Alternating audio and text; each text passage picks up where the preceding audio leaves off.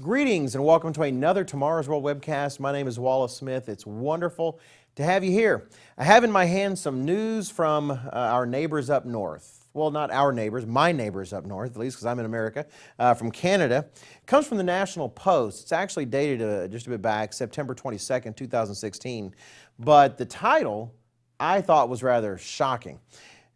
It says, "Ban conscientious objection by Canadian doctors. Urge ethicists in volatile commentary."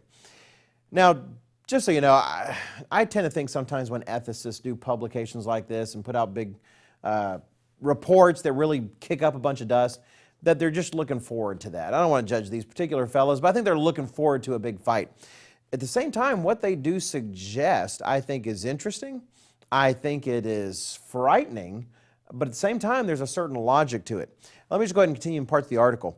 Under the title, it says, "Prospective physicians who oppose abortion or assisted death should not be allowed into medical school," argues bluntly worded article. They use the word bluntly a lot in this article.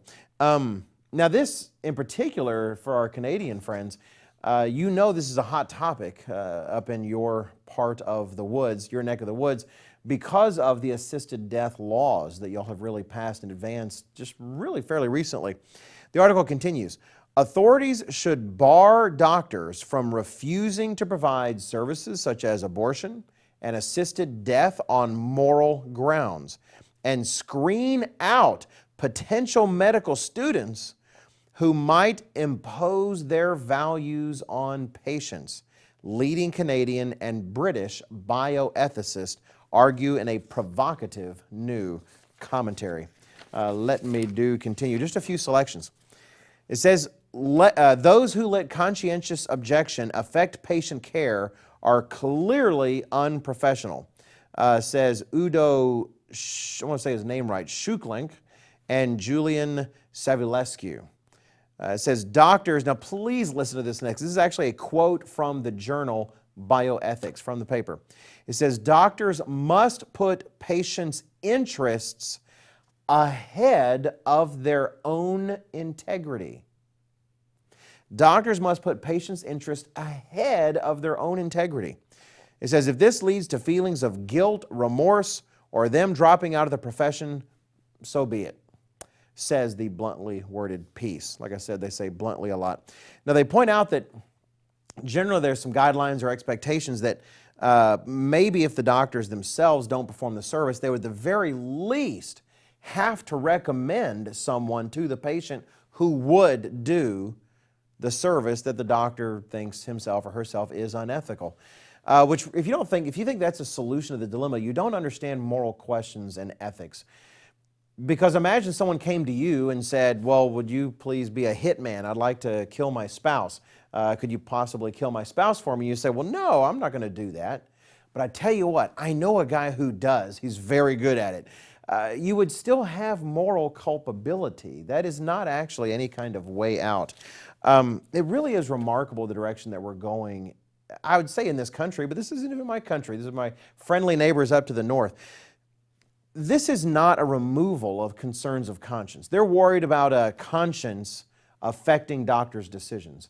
Well, there is a great irony in that, because really the medical profession is supposed to be one of those professions that is filled with men of conviction and integrity and conscience, and women too, I should say, people of real conviction who long to do the right thing. And here they are saying that really there needs to be a filter where your ethics stop at the door. Well, then what becomes the judge of right or wrong in those circumstances? That's why the idea that this is somehow removing the problem of conscience from the problem, that's a lie. That's just not true. What it is doing is establishing a uniform conscience across the profession, sort of an approved conscience, if you will. Well, then who's really approving it? Well, the state. Essentially, they're saying if a practice is legal, then you should do it. If the patient asks for it, you should do it. No questions asked. Conscience should not play a role. So now suddenly the state is our moral arbiter. Don't get me wrong, I'm actually sympathetic to a certain degree. Not that I think this is a good idea. I think it is a terrible idea to remove conscience as a guide in these matters. I think, frankly, it's insane. It really is crazy. But I do have some sympathy because you do have a society in turmoil trying to decide what's right, and really you have people just groping in the dark trying to find some kind of guideline. Why? Why is there such ethical turmoil in the medical community and frankly in the entire world? Because we've forgotten fundamental principles. In particular, a fundamental principle that the fear of the Lord is the beginning of wisdom. The Bible has trumpeted that for millennia, and it's still true. Why is there confusion? Why is there not wisdom in the medical profession? Why is there not wisdom around us today? Because we're losing the fear of the Lord, and it's opening the door to chaos. Thanks for watching. Please check out everything we have available at tomorrowsworld.org.